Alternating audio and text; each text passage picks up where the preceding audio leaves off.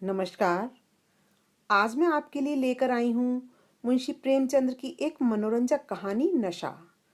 इस कहानी में उन्होंने हमारा ध्यान मानव व्यवहार की एक वास्तविकता की तरफ दिलाया है कि समाज में जिसके पास सत्ता व वैभव है वह उसका उपभोग करता है, जिसके पास नहीं है वह उस उपभोग व आनंद को अनैतिक बताता है। लेकिन जब वह सत्ता व वैभव चाहे झूठ मूठ के लिए ही सही खुद के पास आता है, तब हमारा व्यवहार कैसा होता है। आइए देखते हैं इस कहानी में कि सत्ता व वैभव का नशा चढ़ता कैसे है और उतरता कैसे है। ईश्वरी एक बड़े जमींदार का लड़का था और मैं एक गरीब क्लर्क का, जिसके पास मेहनत मजदूरी के सिवा और कोई जायदाद न थी। हम दोनों में परस्पर बहसें होती रहती थीं। मैं जमींदारी की बुराई करता, उन्हें हिंसक पशु और खून चूसने वाली जोंक और वृक्षों की चोटी पर फूलने वाला बंझा कहता। वह जमींदारों का पक्ष लेता, पर स्वभावतः उसका पहलू कुछ कमजोर होता था, क्योंकि उसके पास जमींदारों के अनुकूल कोई दलील न थी। वह कहता कि सभी मनुष्य बराबर नहीं होते, छोटे बड़े हमेशा होते रहते हैं और होते रहेंगे। लचर दलील थी।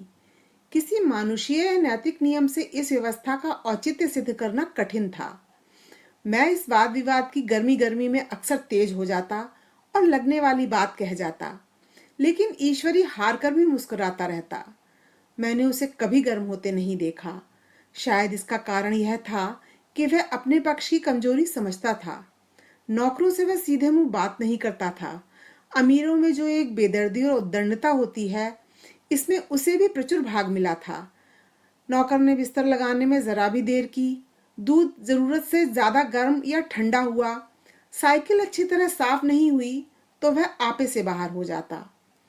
सुस्ती या बदतमीजी उसे जरा भी बर्दाश्त न थी, पर दोस्तों से और विशेषकर मुझसे उसका व्यवहार सौहार्द और नम्रता से भरा हुआ होता था।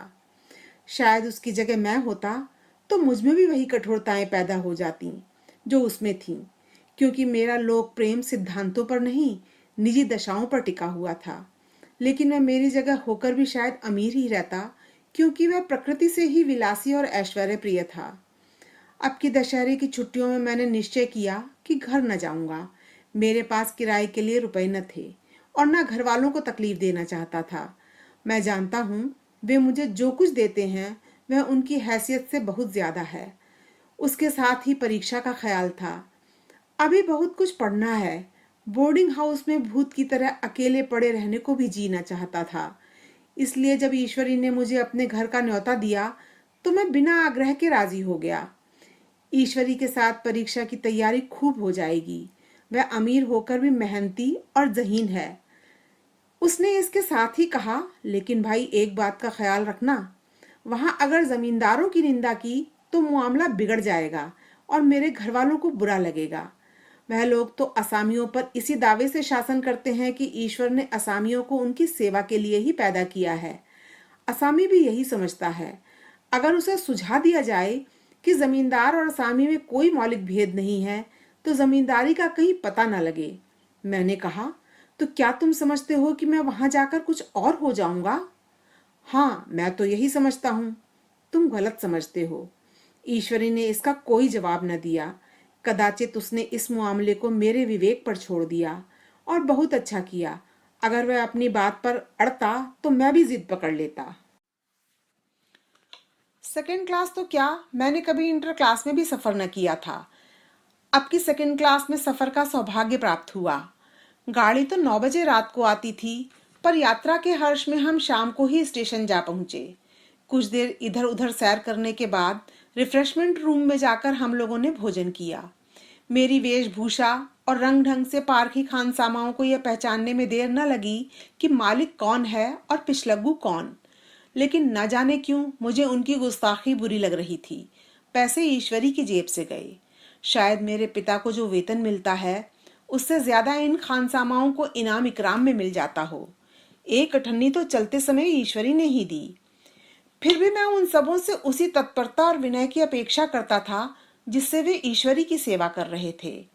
ईश्वरी के हुक्म पर सबके सब दौड़ते हैं, लेकिन मैं कोई चीज मांगता हूं तो उतना उत्साह नहीं दिखाते। मुझे भोजन में कुछ स्वाद न मिला। यह भेद मेरे ध्यान को संपूर्ण रूप से अपनी ओर खींचे हुए था। गाड़ी आई, हम दोनों सवार हुए। खानसामों ने ईश्वरी को सलाम किया, मेरी ओर देखा भी नहीं। ईश्वरी ने कहा, कितने तमीजदार हैं ये सब, एक हमारे नौकर हैं कि कोई काम करने का ढंग ही नहीं। मैंने खट्टे मन से कहा, इसी तरह तुम अपने नौकरों को भी रोज 8 आने इनाम दिया करो तो शायद इनसे भी ज्यादा तमीजदार हो जाएं। तो क्या तुम समझते हो यह सब केवल इनाम के लालच से इतना अदब करते हैं? जी नहीं, कदापि नहीं। तमीज और अदब तो इनके रक्त में मिल गया है। गाड़ी चली, डाक थी। प्रयाग से चली तो प्रतापगढ़ जाकर रुकी। एक आदमी ने हमारा कमरा खोला। मैं तुरंत चिल्ला उठा, दूसरा दर्जा है, सेकंड क्लास है। उस मुसाफिर ने डिब्बे के अंदर आकर मेरी ओर एक विचित्र उपेक्षा भरी दृष्टि से देखकर कहा, जी हाँ, सेवक इतना समझता है, और बीच वाले बर्थ पर बैठ गया। मुझे कितनी लज्जा आई, कह नहीं सकता। भोर होते होते हम लोग मुरादाबाद पहुंचे। स्टेशन पर कई आदमी हमारा स्वागत करने के लिए खड़े थे। 2 भद्र पुरुष थे, 5 बेगार। बेगारों ने हमारा लगेज उठाया। दोनों भद्र पुरुष पीछे पीछे चले। एक मुसलमान था, रियासत अली, दूसरा ब्राह्मण था, राम हरख। दोनों ने मेरी ओर अपरिचित नेत्रों से देखा, मानो कह रहे हो, तुम कौवे होकर हंस के साथ कैसे? रियासत अली ने ईश्वरी से पूछा, यह बाबू साहब क्या आपके साथ पढ़ते हैं? ईश्वरी ने जवाब दिया, हाँ, साथ पढ़ते भी हैं और साथ रहते भी हैं। यूं कहिए कि आप ही की बदौलत मैं इलाहाबाद में पड़ा हुआ हूं, नहीं कब का लखनऊ चला आया होता। अब की मैं इन्हें घसीट लाया। इनके घर से कई तार आ चुके थे, मगर मैंने इनकारी जवाब दिलवा दिए। आखिरी तार तो अर्जेंट था, जिसकी फीस 4 आने प्रति शब्द है, पर यहां से उसका भी जवाब इनकारी ही गया।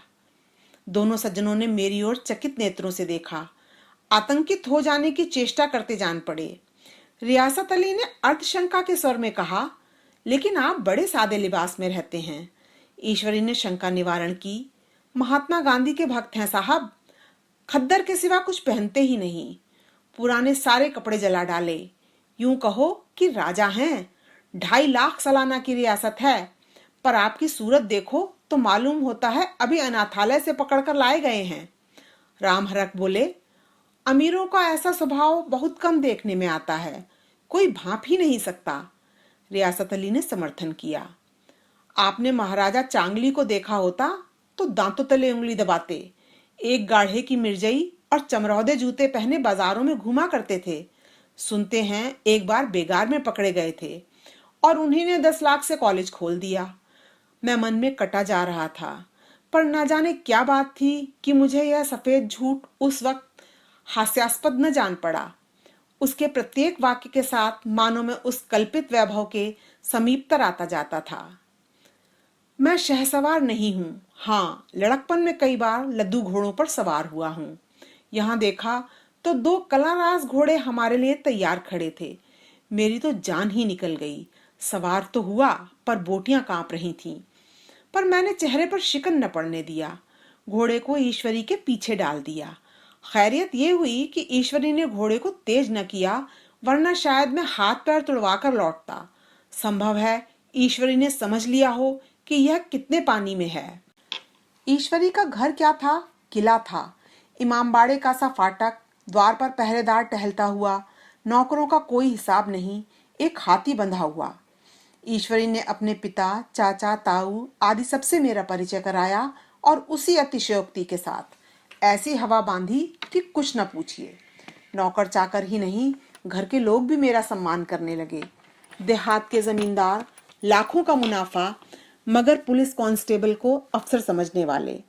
कई महाशय तो मुझे हुजूर हुजूर कहने लगे। जब जरा एकांत हुआ तो मैंने ईश्वरी से पूछा, तुम बड़े शैतान हो यार, मेरी मिट्टी क्यों पलीद कर रहे हो?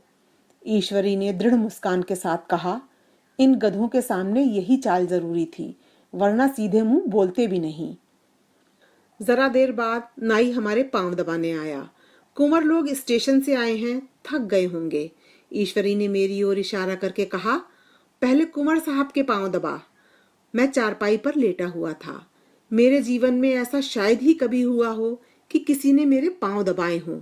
मैं इसे अमीरों के चोचले, रईसों का गधापन और बड़े आदमियों की मुटमर्दी और जाने क्या क्या कहकर ईश्वरी का परिहास किया करता था, और आज मैं पोतड़ों का रईस बनने का स्वांग भर रहा था। इतने में 10 बज गए। पुरानी सभ्यता के लोग थे। नई रोशनी अभी केवल पहाड़ की चोटी तक पहुंच पाई थी। अंदर से भोजन का बुलावा आया। हम स्नान करने चले। मैं हमेशा अपनी धोती खुद छांट लिया करता हूँ, मगर यहाँ मैंने ईश्वरी की ही भांति अपनी धोती भी छोड़ दी। अपने हाथों अपनी धोती छांटते शर्म आ रही थी। अंदर भोजन करने चले। हॉस्टल में जूते पहने मेज पर जा डटते थे। यहाँ पांव धोना आवश्यक था। कहार पानी लिए खड़ा था। ईश्वरी ने पांव बढ़ा दिए। कहार ने उसके पांव धोए। मैंने भी पांव बढ़ा दिए। कहार ने मेरे भी पांव धोए। मेरा वह विचार न जाने कहाँ चला गया था। सोचा था वहां देहात में एकाग्र होकर खूब पढ़ेंगे, पर यहाँ सारा दिन सैर सपाटे में कट जाता था। कहीं नदी में बजरे पर सैर कर रहे हैं, कहीं मछलियों या चिड़ियों का शिकार खेल रहे हैं, कहीं पहलवानों की कुश्ती देख रहे हैं, कहीं शतरंज पर जमे हैं। ईश्वरी खूब अंडे मंगवाता और कमरे में स्टोव पर ऑमलेट बनते। नौकरों का एक जत्था हमेशा घेरे रहता। अपने हाथ पांव हिलाने की कोई जरूरत नहीं, केवल जबान हिला देना काफी है। नहाने बैठो तो आदमी नहलाने को हाजिर, लेटो तो आदमी पंखा झलने को खड़े। मैं महात्मा गांधी का कुंवर चेला मशहूर था। भीतर से बाहर तक मेरी धाक थी। नाश्ते में जरा भी देर ना होने पाए, कहीं कुंवर साहब नाराज ना हो जाएं। बिछावन ठीक समय पर लग जाए। कुंवर साहब के सोने का समय आ गया। मैं ईश्वरी से भी ज्यादा नाजुक मिजाज बन गया था, या बनने पर मजबूर किया गया था। ईश्वरी अपने हाथ से बिस्तर बिछा ले, लेकिन कुंवर मेहमान अपने हाथों से कैसे अपना बिछावन बिछा सकते हैं? उनकी महानता में बट्टा लग जाएगा। एक दिन सचमुच यही बात हो गई। ईश्वरी घर में था। शायद अपनी माता से कुछ बातचीत करने में देर हो गई। यहाँ 10 बज गए। मेरी आंखें नींद से झपक रही थीं, मगर बिस्तर कैसे लगाऊं? कुंवर जो ठहरा। कोई 11:30 बजे मेहरा आया। बड़ा मुंह लगा नौकर था। घर के धंधों में मेरा बिस्तर लगाने की उसे सुधि ही ना रही। अब जो याद आई तो भागा हुआ आया। मैंने ऐसी डांट बताई कि उसने भी याद किया होगा। ईश्वरी मेरी डांट सुनकर बाहर निकल आया और बोला, तुमने बहुत अच्छा किया। यह सब हरामखोर इसी व्यवहार के योग्य हैं। इसी तरह ईश्वरी एक दिन एक जगह दावत में गया हुआ था। शाम हो गई, मगर लैंप मेज पर रखा हुआ था। दियसलाई भी थी, लेकिन ईश्वरी खुद कभी लैंप नहीं जलाता था। फिर कुंवर साहब कैसे जलाएं? मैं झुंझला रहा था। समाचार पत्र आया रखा हुआ था। जी उधर लगा हुआ था, मगर लैंप नदारद। देव योग से उसी वक्त मुंशी रियासत अली आ निकले। मैं उन्हीं पर उबल पड़ा। ऐसी फटकार बताई कि बेचारा उल्लू हो गया। तुम लोगों को इतनी फिक्र भी नहीं कि लैंप तो जलवा दो? मालूम नहीं ऐसे कामचोर आदमियों का यहाँ गुजर कैसे होता है। मेरे यहाँ घंटे भर निर्वाह न हो। रियासत अली ने कांपते हुए हाथों से लैंप जला दिया। वहां एक ठाकुर अक्सर आया करता था। कुछ मनचला आदमी था, महात्मा गांधी का परम भक्त। मुझे महात्मा जी का चेला समझकर मेरा बड़ा लिहाज करता था, पर मुझसे कुछ पूछते संकोच करता था। एक दिन मुझे अकेला देखकर आया और हाथ बांधकर बोला, सरकार तो गांधी बाबा के चेले हैं ना। लोग कहते हैं कि यहाँ सुराज हो जाएगा तो जमींदार न रहेंगे। मैंने शान जमाई, जमींदारों के रहने की जरूरत ही क्या है? यह लोग गरीबों का खून चूसने के सिवा और क्या करते हैं? ठाकुर ने फिर कहा, तो क्यों सरकार, सब जमींदारों की जमीन छीन ली जाएगी? मैंने कहा, बहुत से लोग तो खुशी से दे देंगे, जो खुशी से न देंगे उनकी जमीन छीननी पड़ेगी। हम लोग तो तैयार बैठे हुए हैं, जो ही स्वराज्य हुआ अपने इलाके असामियों के नाम हिब्बा कर देंगे। मैं कुर्सी पर पांव लटकाए बैठा था। ठाकुर मेरे पांव दबाने लगा, फिर बोला, आजकल जमींदार लोग बड़ा जुल्म करते हैं सरकार। हमें भी हुजूर अपने इलाके में थोड़ी सी जमीन दे दें तो चलकर वहीं आपकी सेवा में रहें। मैंने कहा, अभी तो मेरा कोई अख्तियार नहीं है भाई, लेकिन जो ही अख्तियार मिला मैं सबसे पहले तुम्हें बुलाऊंगा। तुम्हें मोटर ड्राइवरी सिखाकर अपना ड्राइवर बना लूंगा। सुना, उस दिन ठाकुर ने खूब भंग पी और अपनी स्त्री को खूब पीटा और गांव के महाजन से लड़ने पर तैयार हो गया। छुट्टी इस तरह तमाम हुई और हम फिर प्रयाग चले। गांव के बहुत से लोग हम लोगों को पहुंचाने आए। ठाकुर तो हमारे साथ स्टेशन तक आया। मैंने भी अपना पार्ट खूब सफाई से खेला और अपनी कुबेरोचित विनय और देवत्व की मुहर हर एक हृदय पर लगा दी। जी तो चाहता था हर एक नौकर को अच्छा इनाम दूं, लेकिन वह सामर्थ्य कहाँ थी। वापसी टिकट था ही, केवल गाड़ी में बैठना था, पर गाड़ी आई तो ठसाठस भरी हुई। दुर्गा पूजा की छुट्टियां भोगकर सभी लोग लौट रहे थे। सेकंड क्लास में तिल रखने की जगह नहीं। इंटर क्लास की हालत उससे भी बदतर। यह आखिरी गाड़ी थी, किसी तरह रुक न सकते थे। बड़ी मुश्किल से तीसरे दर्जे में जगह मिली। हमारे ऐश्वर्य ने वहां अपना रंग जमा लिया, मगर मुझे उसमें बैठना बुरा लग रहा था। आए थे आराम से लेटे लेटे, जा रहे थे सिकुड़े हुए। पहलू बदलने की भी जगह न थी। कई आदमी पढ़े लिखे भी थे। वे आपस में अंग्रेजी राज्य की तारीफ करते जा रहे थे। एक महाशय बोले, ऐसा न्याय तो किसी राज्य में नहीं देखा। छोटे बड़े सब बराबर। राजा भी किसी पर अन्याय करे तो अदालत उसकी गर्दन दबा देती है। दूसरे सज्जन ने समर्थन किया, अरे साहब, आप खुद बादशाह पर दावा कर सकते हैं, अदालत में बादशाह पर डिग्री हो जाती है। एक आदमी जिसकी पीठ पर बड़ा गट्ठर बंधा था, कलकत्ते जा रहा था। कहीं गठरी रखने की जगह न मिलती थी। पीठ पर बांधे हुए था, इससे बेचैन होकर बार बार द्वार पर खड़ा हो जाता।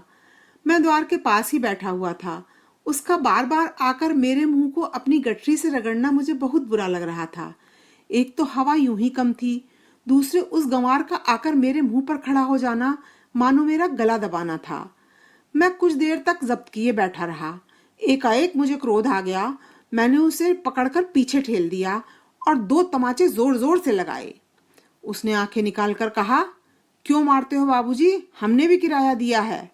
मैंने उठकर 2-3 तमाचे और जड़ दिए। गाड़ी में तूफान आ गया।